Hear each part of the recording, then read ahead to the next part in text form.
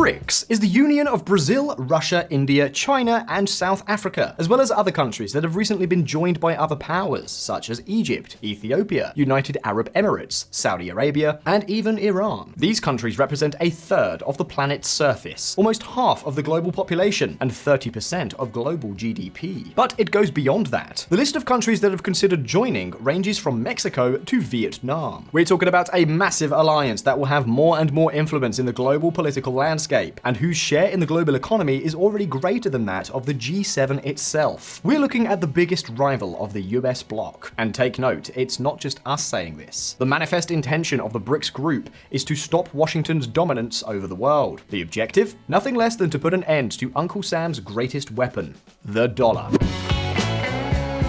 To this end, the BRICS have two secret tactics. The first is a very catchy acronym, the BRICS. You can't beat that. And the second one is nothing. That's it. A catchy acronym. That's all the BRICS are in practice. And to be honest, it's also the reason why they haven't changed the name after adding more members than the original 5. Yes, I know. But let's see. Didn't you just tell us that they're half of the world's population and their economies already surpass the G7? Yes, all that is true. The countries that make up BRICS are big by any metric you look at. The problem is that the alliance is all smoke and mirrors. It doesn't exist. They're like the Maseratis. A fancy name, but not much of an engine. They are a group of countries that get together once a year, say how much they love each other, and vent about how bad the US is. And that's it. Then they go home and get on with their lives as if nothing had happened. You know how you sometimes run into a friend you haven't seen for years and you start making plans like taking a long road trip in a motorhome? You both know perfectly well that once you say goodbye, you'll go several years without seeing each other. And of course, you also know that you'll never actually do any of those things you talked about. But hey, the time spent talking and imagining hasn't been taken away from you. Well, the BRICS are just like that. So today on Visualeconomik, we're going to explain this sham, why there's no real alliance, and why the dollar is not in the slightest danger, or at least not in danger of being replaced by the BRICS countries. So let's take a look.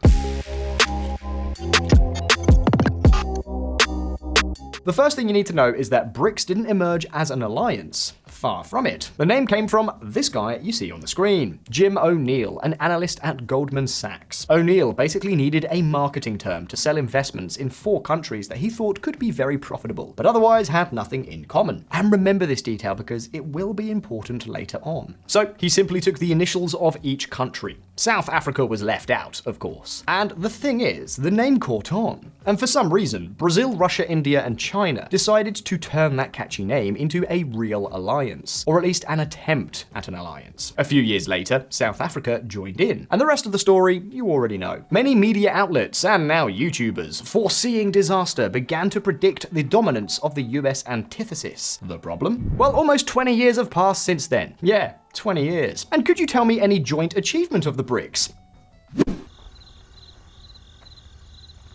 Neither can I. Now, if we were to ask this question to anyone involved, the answer would almost certainly always be the same. The New Development Bank.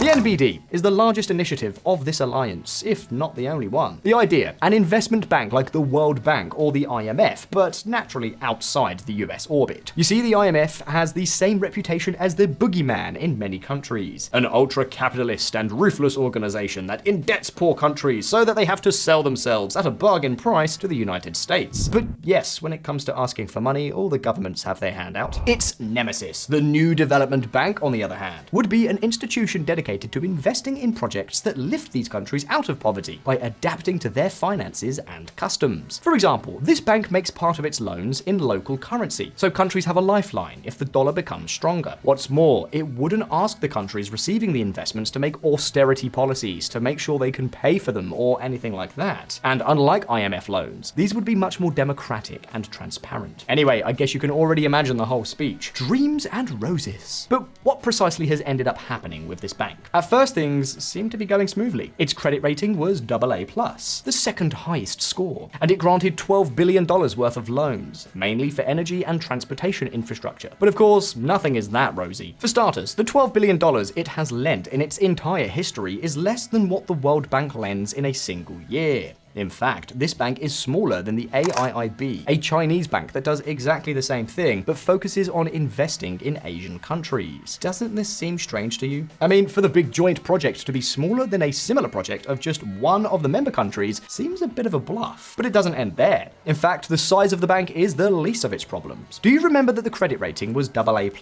Well, when it borrowed $1.2 billion last year, the interest it had to pay increased fivefold over the previous year. Yeah, you heard correctly. These days, going back to the previous comparison, its cost of financing is 30% higher than that of the World Bank. And all this explains why lending has been completely frozen for a couple of years, and even more so, following the Russian invasion of Ukraine, with Russia being one of the main BRICS members. After the outbreak of war and the international sanctions, not even the BRICS allies wanted to have anything to do with it. So they put the brakes on their investments in a bank where Russia has so much presence. And of course, if we take into account that Russia should take over the presidency of the bank next year, well, what can I say? Investors are not exactly delighted with the bank. But be careful, because there's still more. Remember the idea of making loans democratic and transparent? As it turns out, the democratic part, not so much. The original members of the bank hold 55% of the capital, which means that, in practice, they can veto anything that favors the weaker members. And as far as transparency goes, well, it's much the same story. The consensus is that its loans are much more opaque than those of the IMF. Now, what if I told you that the problems with BRICS goes back long before the war in Ukraine?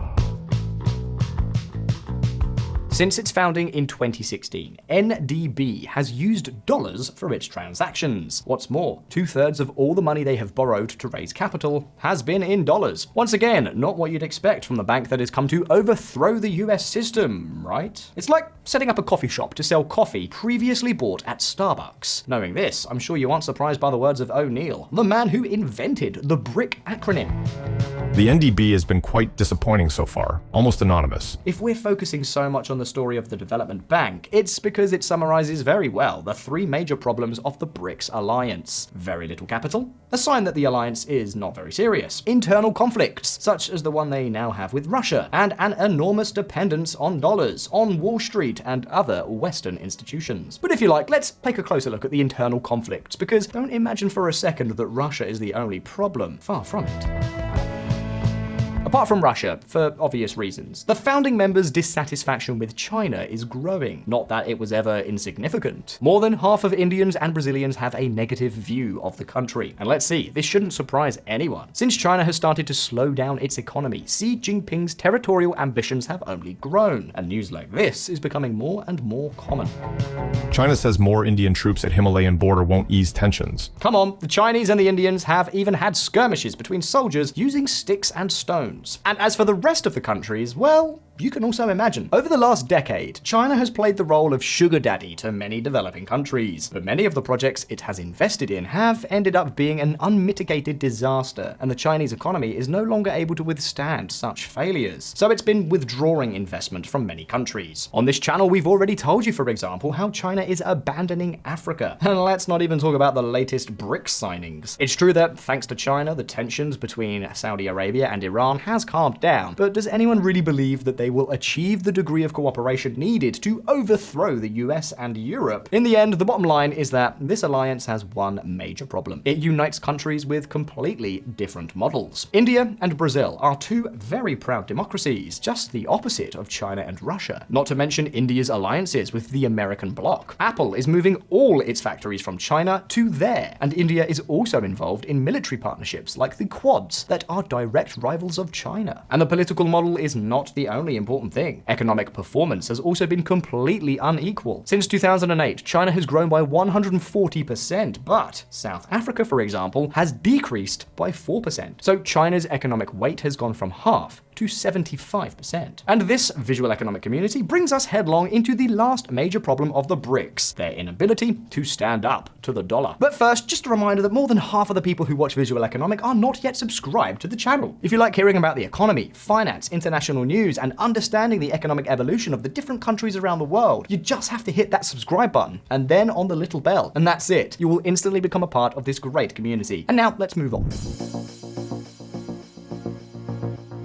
Politicians such as Lula da Silva have been very enthusiastic about the idea of the BRICS taking on the dollar. But let's be honest, in practice, any common monetary policy coordinated against the US will involve subordinating the currencies of each country to the Chinese yuan. Nevertheless, let me give you a fact. The yuan only represents 3% of the world's foreign reserves. By comparison, the dollar alone accounts for 60% and the euro for another 20%. China is still a long way from supplanting Uncle Sam. And don't think we've cherry-picked a metric. No matter what we look at, the yuan is basically an irrelevant currency in international markets. And take note, this is not because the yuan is seldom used. On the contrary, it's a widely used currency. What happens is that countries keep yuan for only two reasons, either to import things from China or to exchange them for dollars. In either case, they're looking to get rid of them as quickly as possible. If you add to this the fact that the Chinese Communist Party still maintains a great deal of control over the banking system, instead of letting the price of the yuan float in the market, then it's simply impossible for it to become the world's reserve currency. To give you an idea, an OECD study estimated that the yuan is 20 to 25% undervalued. In other words, the government artificially reduces the price of its currency to favor exports. And this is another matter, because it's no longer that China cannot turn the yuan into the world's reserve currency, it's that it doesn't want to. The Chinese model is based on having a weak currency to favor its industrial sector and have a very positive balance of payments. In other words, a currency that serves to export. The US is just the opposite. Thanks to having such a strong dollar, especially strong since Carter and then Reagan started their high interest rate policies, the manufacturing sector is much smaller than it should be, and the country imports far more than it exports. Or to put it another way, that the US hurts its own industry in exchange for having a strong currency, which in turn makes it so valued and used by the rest of the world. A model diametrically opposed to the Chinese one. So with all this in mind, does anyone really believe that China is going to do a 180-degree turn in its policy and that the rest of the countries are going to give up their monetary sovereignty? Most likely not, but even if this were to happen, the problems would not end there.